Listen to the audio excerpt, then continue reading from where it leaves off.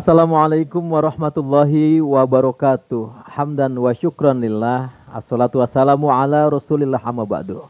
Pemirsa, sahabat Usdun yang dirahmati Allah subhanahu wa ta'ala. Kalau menengok ke kanan, ke sini, subhanallah, wanginya harum. Ini kalau orang yang sudah pernah berangkat ibadah umroh atau haji, pernah masuk ke Masjid Nabawi tentunya, maka sudah tidak asing lagi dengan wanginya harum yang saya cium pada saat ini, karena memang kain yang berwarna hijau yang ada di figura ini adalah bukan sembarang kain yang banyak dijual di Tanah Abang, tetapi ini adalah kain penutup di makam Rasulullah, atau yang kita kenal dengan istilah kiswah Hujratun Nabawi, kiswah yang berada di kamar Rasulullah. Nah, bahkan ini mengelilingi dinding Kubbatul Khadra. Di antara dinding itu ada yang berwarna merah. Ini alafu menandakan letak kepala baginda Rasulullah Shallallahu Alaihi Wasallam. Di tanda yang warna ini, yang berwarna merah ini, dan insya Allah di studio sahabat Usdun pun ada. Kiswah ini ada. Jadi bagi pemirsa sahabat Usdun yang ingin bersentuhan, bertabaruk untuk melihat kiswah Hujratun Nabi, silakan bisa datang ke studio sahabat Usdun. Nah, jelas ya. Pemirsa yang dirahmati Allah, sudah selesai tentang kiswah Hujratun Nabi ini, maka kita akan bahas tema yang masih berkaitan dengan Masjid Nabawi, di mana di dalam Masjid Nabawi ada makam manusia yang paling mulia, insan paripurna, khotamul anbiya. Beliau adalah baginda Rasul Nabi besar Muhammad sallallahu alaihi wasallam.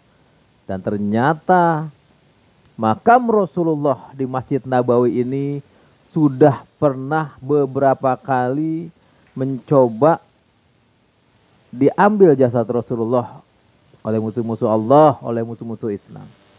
Nah, ada beberapa kejadian, dan diantara yang paling masyhur atau cukup terkenal adalah kejadian di mana percobaan pencurian jasad Rasulullah di abad ke-11. Ini di zaman Sultan Nuruddin Mahmud Zanki tahun 1168 dan 1174 Hijriah. Jadi Sultan Nuruddin Mahmud Zanki ini adalah seorang pahlawan muslim yang berjasa memenangkan peperangan salib bersama panglima yang sudah sangat terkenal, yaitu Salahuddin Al-Ayyubi. Nah, satu ketika Sultan Nuruddin Mahmud bermimpi bahwa ia didatangi oleh Rasulullah. Dalam mimpinya Rasulullah minta tolong kepada Sultan, menyebut nama Sultan, bahwasanya Rasulullah sedang hendak disakiti oleh dua orang berkulit putih. Sultan terbangun, kaget beliau. Rasulullah minta tolong menyebut namanya karena dia akan disakiti oleh dua orang pria berkulit putih. Sultan pun berwudu, sholat 2 rakaat dan tidur kembali. Keesokannya beliau bermimpi hal yang sama. Ditemui oleh Rasulullah, diberitahu bahwa Rasulullah hendak disakiti oleh dua orang berkulit putih. Sampai mimpi tersebut terulang sebanyak 3 kali, akhirnya Sultan pun bertanya kepada salah seorang menteri yang sangat dipercayanya, yaitu Sayyid Jamaluddin Al-Muwassali. Dan ketika ditanyakan, maka sang menteri pun menyarankan agar Sultan berangkat ke Madinah untuk mencari tahu ihwal kebenaran mimpi tersebut. Berangkatlah Sultan Nuruddin Mahmud Zanki dengan 1000 pasukan lengkap dari Syam atau Syria menuju ke Madinah. Itu ditempuh dalam perjalanan selama 16 hari. Begitu sampai di kota Madinah, maka Sultan pun bertanya kepada orang-orang apakah mengenal ada orang asing yang ada di sini? Tapi tidak ada yang menjawabnya. Akhirnya Sultan mempunyai ide. Dia kumpulkan orang-orang yang ada di Masjid Nabawi.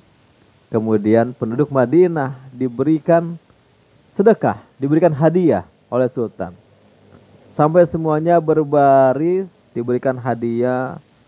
Semua sudah diberikan oleh Sultan, seluruh penduduknya tak ada yang terlewat. Maka Sultan pun bertanya, apakah semua penduduk Madinah sudah kebagian hadiah yang aku berikan? Ada yang menjawab, sudah. Tetapi memang ada 2 orang yang merupakan pekerja yang berada di Masjid Nabawi, di Raudhah. Ini dia tukang kerjanya, ini tukang bersih-bersih. Cleaning service lah kalau bahasa zaman sekarangnya. Sultan Nuruddin kemudian mencari 2 orang tadi. Dan ketika ditemui, maka Sultan Nuruddin Mahmud ini begitu sangat mengenali 2 wajah yang ada di hadapannya. Dan wajah laki-laki itu ternyata berkulit putih, bukan orang Arab. Ketika ditelanjangi, maka 2 orang tadi ternyata belum dikhitan. Makin jelaslah kecurigaan. Dan kemudian atas izin Allah dibukalah tabir.